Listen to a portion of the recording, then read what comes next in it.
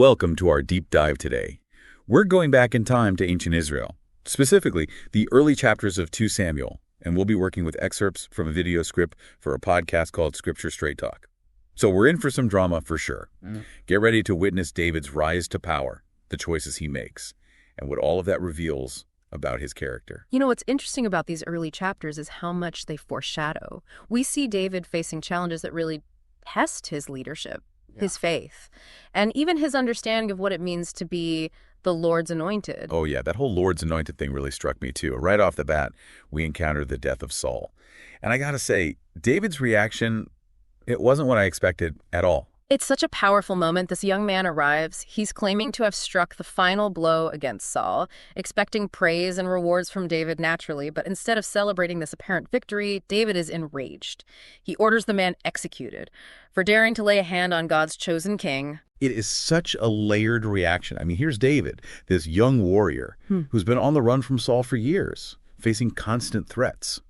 You'd think he'd be relieved, maybe even triumphant, you know? Right. And yet what we see is this profound respect for the institution of kingship. Even for a rival, he had every reason to fear. You know, it's a complex idea for a modern audience to grasp, this whole concept of a divinely appointed leader. But for David, it was absolutely paramount. And then there's the lament. It's not just a quick, oh, too bad kind of thing. It's raw. It's gut-wrenching. Particularly his words for Jonathan, that line, how the mighty have fallen. It's really stayed with me. It speaks volumes about their bond, yes, but also about David's understanding of leadership. The lament, it isn't just personal grief. It's a recognition of the loss of a great leader, regardless of their personal history. And I think it hints at the weight David already feels, the responsibility that he senses is coming upon him. So Saul's gone. But there's no clear path to the throne for David. He's anointed king of Judah. But then we have Abner, Saul's commander, propping up Saul's son, Ish-bosheth, as king of the northern tribes. This is where things start to feel really Shakespearean. Absolutely. This divided kingdom, it sets the stage for all sorts of power plays and shifting alliances. It's a real pressure cooker of ambition and uncertainty. And Abner, sensing weakness in Ish-bosheth's leadership, decides to make a bold move. He goes straight to David, offers to bring the whole kingdom under his rule. You'd think David would be ecstatic, right? Problem solved. But that's not how it plays out. Well, what happens next is a prime example of how personal vendettas can really derail even the most carefully laid plans. Joab, David's commander, has a score to settle with Abner, stemming from a past conflict. He sees this as his chance for revenge and takes it, killing Abner, despite the potential for peace. It's a huge blow to David's efforts to unite the kingdom. Talk about being stuck between a rock and a hard place. Here he is, trying to consolidate his power, and his own commander throws this massive wrench into the works. And yet, David's response is fascinating. Instead of panicking or trying to cover up the murder, he goes into full-on mourning mode, publicly distancing himself from Joab's actions. It's a genius move, politically speaking. He's essentially saying, look, I had nothing to do with this. I'm committed to justice and order. And it really helps to maintain some stability in a situation that could have easily spiraled out of control. This is where we really start to see David's political acumen taking shape. He understands that true leadership, it isn't just about brute force, it's about perception, about carefully navigating the treacherous waters of power. But even with Abner out of the picture, Ish-bosheth is still a potential threat. He's still the figurehead for those opposed to David's rule. So what happens next? Well, it's another twist in this saga of power and ambition. Ish-bosheth, unfortunately, he meets a rather grim end, and it's not at the hands of David or his forces. Hold on, let me guess. Someone decides to take matters into their own hands, thinking they're doing David a favor. You got it. 2 of Ish-bosheth's own men assassinate him, believing that this act will secure them a place of honor in David's kingdom. Talk about a miscalculation. Okay, so they walk in thinking they're going to be heroes. Yeah. What happens when they show up at David's doorstep? Their reception is definitely not what they anticipated. Instead of gratitude, they're met with fury. David condemns their actions, ordering their execution for this treacherous act. So again, David's demonstrating this unwavering commitment to justice, to doing things the right way.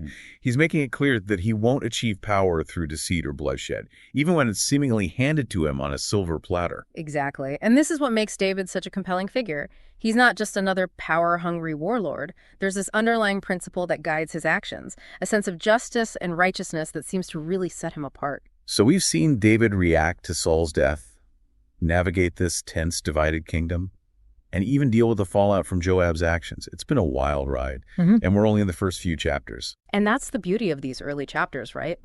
They set the stage for everything that's to come. They introduce us to the man who will become one of the most iconic figures in history, a leader whose story continues to resonate across millennia. So what does all of this mean for us today, for you listening? How can we connect these ancient events to our modern understanding of leadership and ambition?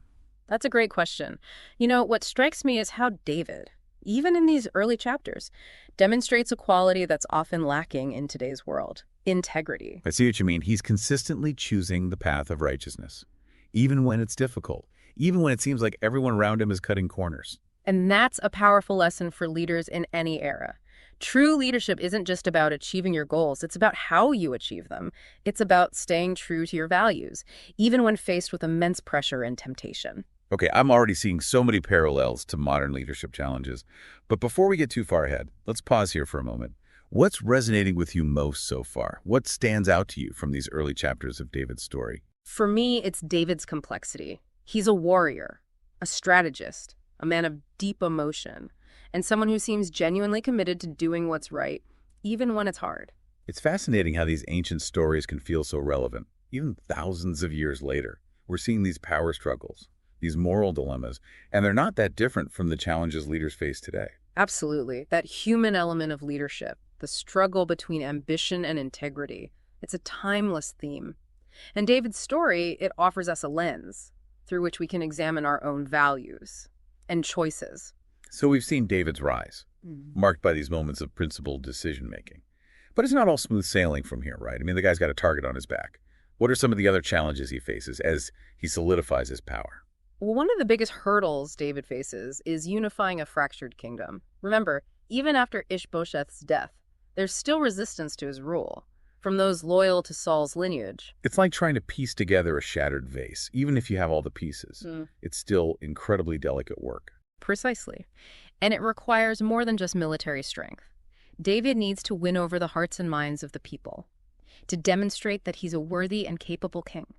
So how does he go about doing that? What are some of the strategies he employs to bring the kingdom together? Well, one key element is his focus on justice and fairness. We've already seen this.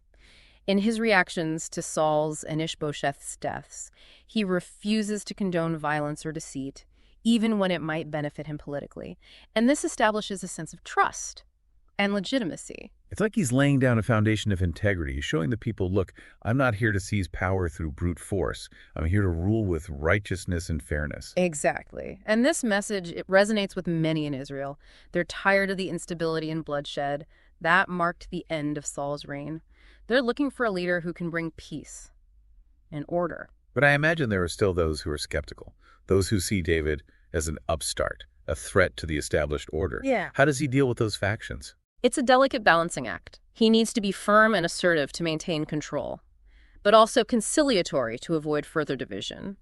He reaches out to those who were loyal to Saul, offering them amnesty and positions in his government. So he's not just crushing his opponents, he's integrating them into his administration. That's a pretty savvy move. It is. It shows a willingness to build bridges, to create a more unified kingdom. And it prevents the resentment and bitterness that can fester and lead to future rebellions. It's interesting, this idea of unity being so central to David's leadership. It seems like he understands that a kingdom divided against itself cannot stand. That's a great observation. And this focus on unity, on bringing together disparate groups under a common banner, it's something that echoes throughout history. It's a challenge that leaders face, even today. So David's building trust, he's extending olive branches, he's working to unite the kingdom. But there's still bound to be bumps along the road, right? I mean, no reign is without its challenges. Of course. David faces internal conflicts, external threats, and even personal failings. That test his leadership and his character. Remember, he's not a perfect hero. He makes mistakes. He experiences moments of weakness. It's almost more compelling that way, though, isn't it? I mean, who can relate to a flawless, superhuman leader? Seeing David grapple with these real-world challenges makes him more human, more relatable. Absolutely. His struggles, his flaws, they make his triumphs all the more meaningful. They remind us that even the greatest leaders are still human, capable of both great and terrible things. So as David's reign progresses, What are some of the specific trials he faces? What are the moments that really define his leadership? Well, one of the most significant challenges comes from within his own family. As his sons grow older, they become rivals for power, creating a dynamic that threatens the stability of the kingdom. Oh, wow. Family drama in the royal court. Sounds like a Shakespearean tragedy waiting to happen. It certainly has those elements. The most well-known example is the rebellion of his son Absalom. It's a heartbreaking story of betrayal, ambition, and the devastating consequences of unchecked power. So it's not just external enemies he has to worry about. Sometimes the greatest threats come from those closest to you. Precisely. And this speaks to a universal truth about leadership. It's not just about managing external forces. It's about navigating the complexities of human relationships, particularly within your own inner circle. So how does David handle this rebellion? How does he deal with the betrayal of his own son? It's one of the most poignant and emotionally charged episodes in his story. He's torn between his love for Absalom and his duty to protect the kingdom. I can only imagine the anguish he must have felt. To be betrayed by your own child, it's a wound that cuts deep.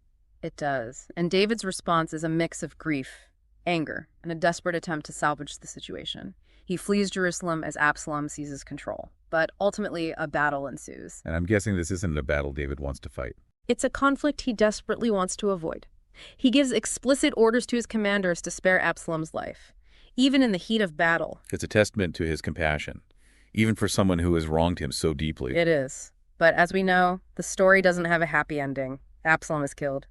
And David's grief is overwhelming. It's a reminder that even the most powerful leaders can't always control the outcome of events.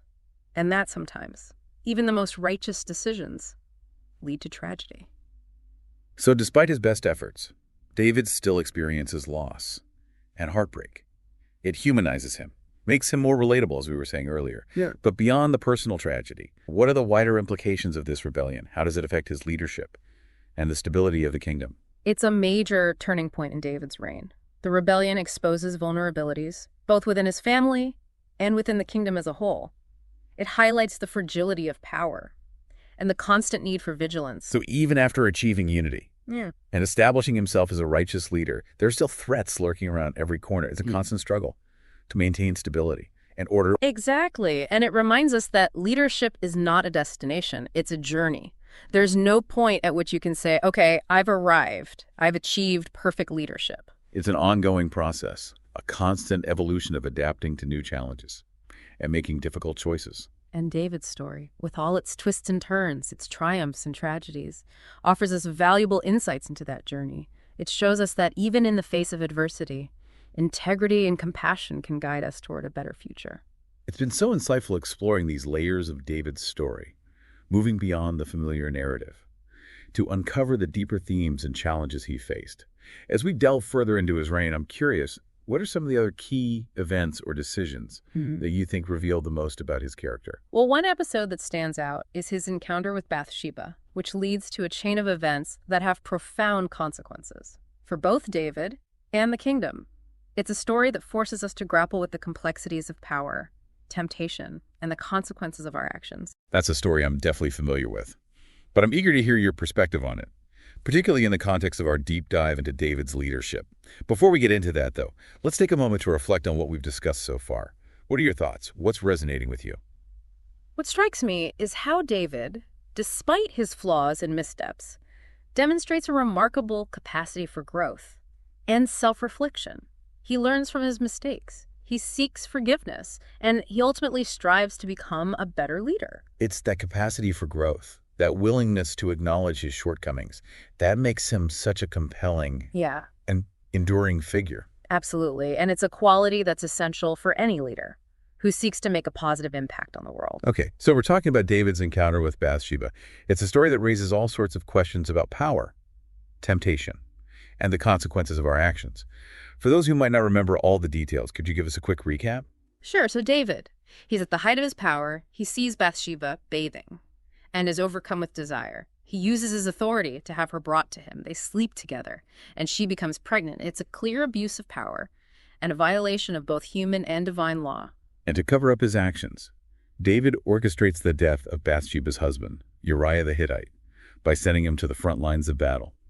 It's a dark moment, a stark contrast to the righteous leader we've seen up to this point. Exactly. And it's a reminder that even those who strive for righteousness are capable of grave sin. David, despite his genuine faith and commitment to justice, succumbs to temptation and makes a series of terrible choices. So what happens next? How does David deal with the fallout from his actions?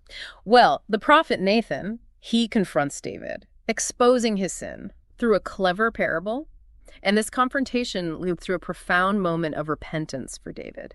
He acknowledges the gravity of his actions, expressing deep remorse and accepting responsibility. It's a pivotal moment in his story. He doesn't try to justify himself or shift the blame. He owns his mistakes and faces the consequences. And this willingness to repent, to seek forgiveness and make amends, it's a key aspect of David's character. It's what sets him apart from many leaders who, when caught in wrongdoing, try to minimize their actions or cover them up entirely. So despite this massive moral failing, David still demonstrates a capacity for growth and self-reflection. It's not just about being perfect. It's about how you respond to your imperfections. Exactly. And this is an important lesson for leaders of any era. We all make mistakes. We all fall short of our ideals. It's how we handle those failures, how we learn and grow from them. That truly shapes our character. But it's not like everything magically goes back to normal after David repents. Right.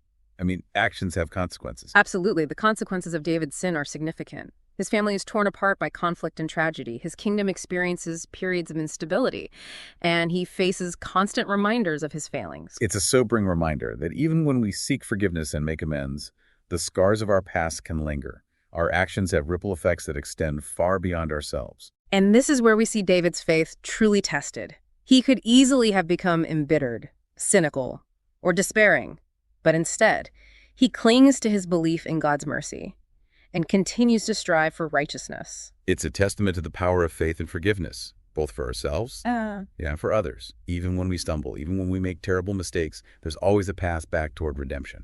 And David's story embodies that truth. It's not a simple tale of a flawless hero, but a complex and nuanced portrayal of a human being, grappling with power, temptation, and the consequences of his choices. It's a story that continues to resonate with us today, because it reflects the realities of leadership and the human condition. We all face challenges. We all make mistakes, but it's how we respond to those challenges and learn from those mistakes that defines us. And David, despite his failings, offers us a model of leadership that is both aspirational and attainable.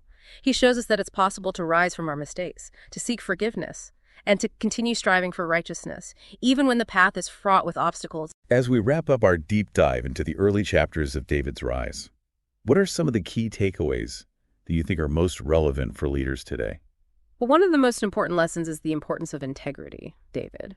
Even when he stumbles, demonstrates a deep commitment to doing what's right, to upholding justice and fairness, even when it's difficult. It's like that integrity is the foundation of his leadership, even when his actions don't align with that ideal. Exactly. And it's a quality that is essential for building trust, inspiring loyalty, and creating a culture of accountability. Leaders who prioritize integrity set a powerful example for those they lead, creating a ripple effect that can transform organizations and communities. And beyond integrity, what other qualities stand out to you as being particularly relevant for modern leaders? Another key takeaway is the importance of humility, David. Despite achieving great power and success, recognizes his own fallibility. He seeks counsel from others. He admits his mistakes, and he learns from his experiences. It's like he understands that true leadership isn't about being infallible. It's about being willing to learn and grow. Exactly. Humility allows leaders to be open to new ideas, to acknowledge their limitations, and to seek support when needed. It fosters a culture of collaboration and continuous improvement. And finally, I think David's story highlights the importance of resilience. He faces numerous challenges, betrayals, and personal tragedies, yet he perseveres. He doesn't allow setbacks to defeat him. He learns from them, adapts, and continues to strive toward his goals. Resilience is essential for any leader, especially in today's complex and rapidly changing world. It's the ability to bounce back from adversity, to learn from mistakes, and to keep moving forward, even when the path is uncertain. So in wrapping up, we've seen that David's story is far more than just a historical account. It's a rich tapestry of leadership lessons that continue to resonate across millennia. From his unwavering commitment to integrity to his profound moments of humility and resilience, David's journey offers us a timeless guide for navigating the complexities of power ambition, and the pursuit of a meaningful life. And as we've explored his story, I hope listeners have been challenged to consider their own values, their own approach to leadership, and their own capacity for growth and transformation. David